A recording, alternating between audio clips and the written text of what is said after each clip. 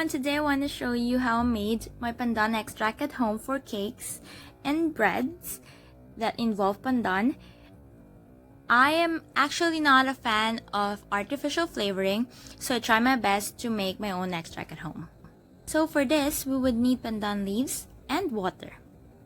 The water would actually depend on how many leaves you are going to blend or how much extract you would need. In the video, I made about 100 g of pandan leaves that I actually cut into pieces.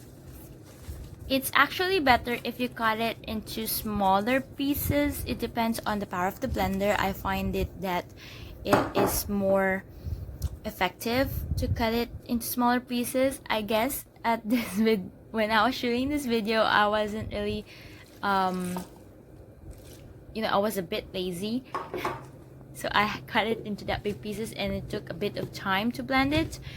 I think I doubled up the water, so it's about, so you can see here, just too little water. I had to add some more so that it can blend nicely into this liquid.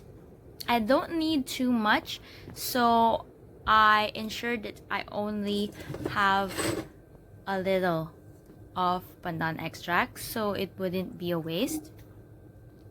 So for this, I took the blended leaves into a sieve and ensure the liquid is out, or like squeezed out of the leaves.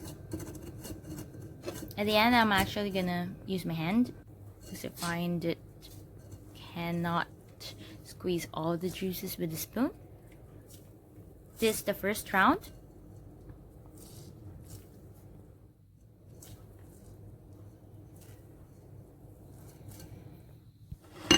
And I take another container,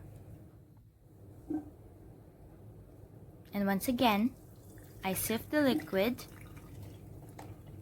This to ensure that all the small leaves, we won't have that in our liquid. So after this, you can actually use the pandan extract that we did right away if you want to do some dessert or whatnot. But I had to sit it out for another day so that it will be more concentrated. The chlorophyll will be at the bottom of the jar, and I had to scoop out the excess liquid that was floating on top. And ta-da! You have your pandan extract.